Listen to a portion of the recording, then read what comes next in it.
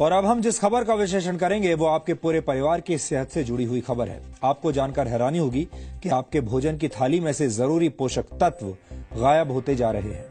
यानी आप जो खाना खा रहे हैं उससे आपका पेट तो भर सकता है लेकिन पोषण नहीं हो सकता। नेशनल इंस्टीट्यूट ऑफ न्यूट्रिशन ने इसी वर्ष एक फूड कॉम्पोजिशन टेबल तैयार किया है, जिसके आधार पर इंडियन डायटिक एसोसिएशन यानी आईडीए ने भारतीय थाली से जुड़ा एक रिसर्च किया। इस रिसर्च के मुताबिक पिछले 30 वर्षों से भारतीय भोजन की ताकत और उसके पोषक तत्व लगातार कम हो रहे हैं। आपने अक्सर बड़े बुजुर्गों को यह कहते हुए सुना होगा कि पुराने जमाने में भोजन की बात ही कुछ और हुआ करती थी। हर चीज शुद्ध होती थी और आपका खाना शरीर को लगता था। बड़े बुजुर्गों की यह बात अब सच साबित हो रही है। आईडीए का रिसर्च इस बात को भी साबित करता है कि 30 वर्ष पहले खाने में शुद्धता की गारंटी आज के मुकाबले कहीं ज्यादा थी। आईडीए के मुताबिक गेहूं में 9% कार्बोहाइड्रेट कम हो चुका है। इसके अलावा बाजरे में 8.5% कार्बोहाइड्रेट कम पाया गया है। पिछले 30 वर्षों में मूंग की दाल में आयरन कंटेंट 6.12% कम हो गया है, जबकि मसूर की दाल में प्रोटीन 10% कम पाया गया। प्रोटीन हमारे शरीर के लिए बहुत जरूरी पोषक तत्व है और इसकी कमी से कई तरह की बीमारियां होती हैं। आटे और दाल के बाद सबसे ज्यादा इस्तेमाल होने वाली सब्जियों को भी चेक कर लीजिए। नए जमाने के आलू में विटामिन बी, मैग्नीशियम और जिंक की मात्रा पहले से कम पाई गई है। टमाटर में विटामिन बी, आयरन और जिंक की मात्रा में 66 से 73% तक की कमी देखी गई। फलों की बात करें तो सेब में आयरन कंटेंट पहले के मुकाबले 60% कम हो चुका है। यानी लो हीमोग्लोबिन और एनीमिया से पीड़ित लोगों को सिर्फ सेब के भरोसे अब नहीं रहना चाहिए। इस आंकड़े को देखने के बाद कई पुरानी कहावतों से आपका भरोसा उठ सकता है। अक्सर कहा जाता है an apple a day keeps the doctor away, यानी एक सेब हर रोज खाने से आप स्वस्थ रहते हैं और डॉक्टर से दूर रहते हैं। लेकिन इस दौर में ये कहावत भरोसा करने लायक नहीं रही, क्योंकि सेब के अंदर पोषक तत्व अब कम हो चुके हैं। आईडीए ने इस रिसर्च को तैयार करने में नेशनल इंस्टीट्यूट ऑफ न्यूट्रिशन के फूड कॉम्पोजिशन टेबल का इस्तेमाल किया है। एनआईएन ने 528 तरह के खाद्य पदार्थों में मौजूद 151 पोषक तत्वों की जांच की है। इस इंस्टीट्यूट ने 30 साल पहले भी एक फूड कॉम्पोजिशन टेबल तैयार किया था और उस समय के खाद्य पदार्थों में न्यूट्रिशनल वैल्यू आज की तुलना में काफी ज्यादा थी। एक्सपर्ट्स के मुताबिक खेतों में पैदावार बढ़ाने और फसल को बीमारियों से बचाने के लिए पेस्टिसाइड्स और खाद का ज्यादा इस्तेमाल किया जाता है और केमिकल के ज्यादा इस्तेमाल से भारत की मिट्टी में पोषक तत्व लगातार कम हो रहे हैं, जिसकी वजह से खेतों में उगने वाले अनाज, सब्जियों और फलों के पोषक तत्वों में भी गिरावट आ रही है। भारत की मिट्टी में जिंक की मात्रा 43% कम हो गई है। इसी तरह बोरॉन 18.3%, आयरन 12.1%, मैग्नीशियम 5.6% और कॉपर 5.4% कम हो गया है।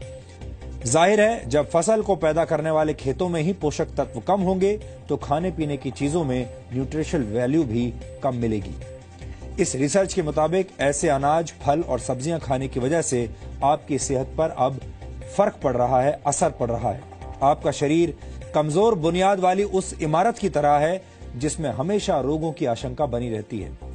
भारत एक उभरती हुई आर्थिक शक्ति है। भारत दुनिया का सबसे युवा देश है।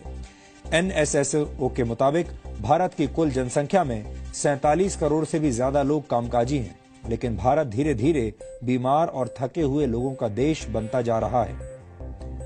दिसंबर 2015 में आई द लैंसेट की एक रिपोर्ट के मुताबिक सेहत के मामले में 5 ब्रिक्स देशों में भारत सबसे नीचे है।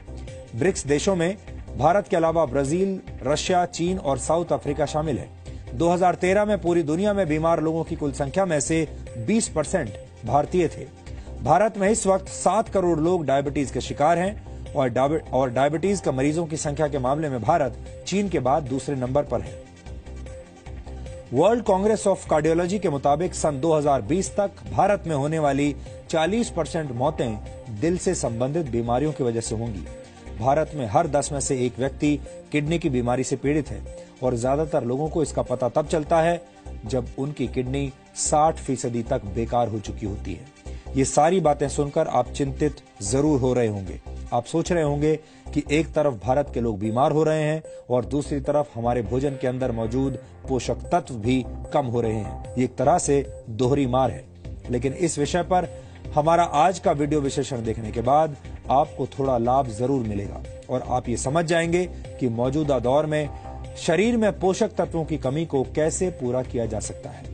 हर वो चीज जो चमकती है सोना हो ये जरूरी नहीं है। आपकी खाने की थाली पोषक तत्वों के मामले में आपको धोखा दे रही है तो ये भी हो सकता है कि चमकता हुआ टमाटर, चमकती हुई सब्जियां भी आपकी सेहत पर भारी पड़ रही हों। वैज्ञानिक चेतावनी दे रहे हैं कि मार्केट में अगर आपको टमाटर ज्यादा चमकता हुआ नजर आए तो बहुत मुमकिन है कि ये हाइब्रिड फार्मिंग के नाम पर केमिकल्स और आर्टिफिशियल वैक्स की देन हो।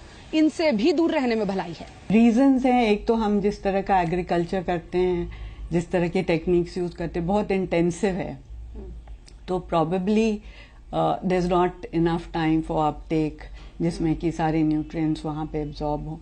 तो इंटेंसिव एग्रीकल्चर जो हो रहा है उसकी वजह से, और दूसरा जो कार्बन डाइऑक्साइड एमिट हो रहा है एटमॉस्फेयर में, जो अब बहुत बढ़ गया है, एमिशंस बढ़ गए हैं, वो एक रीजन है that is affecting nutrient composition. ये सब सवाल खड़े हुए हैं इंडियन डायटेटिक एसोसिएशन के आकलन से। दरअसल नेशनल इंस्टीट्यूट ऑफ न्यूट्रिशन ने 2017 के लिए फूड कॉम्पोजिशन टेबल जारी किया है। ये टेबल हमारे देश में अनाज, फल, सब्जी, इन सब में पोषक तत्वों की मात्रा का सूचकांक है। यानी एक रोटी में कितनी कैलोरी, दाल में कितना प्रोटीन और फलों में कितना विटामिन पाया जाता है, इन